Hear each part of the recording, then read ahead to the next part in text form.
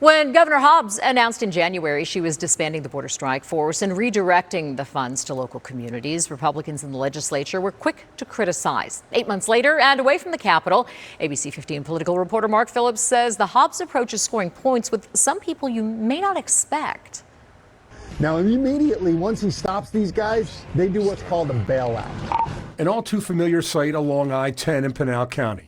Sheriff's deputies pull over a vehicle and the occupants take off running. She heard those, that we had a 460% increase in pursuits involving human smuggling, a 600% increase in fentanyl. Sheriff Mark Lamb joined a number of local police chiefs and county officials for a roundtable meeting with Governor Hobbs on Monday.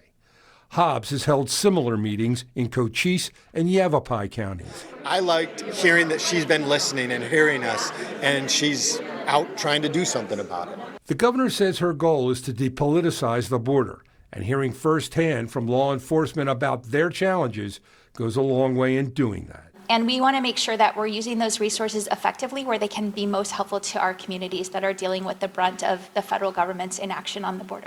That's unacceptable. In January, many Republican state lawmakers complained about Governor Hobbs' decision to dismantle Governor Ducey's border strike force, which was created to combat threats from drug cartels and human smugglers. Their fear, getting rid of it would create a public health and safety crisis along the border.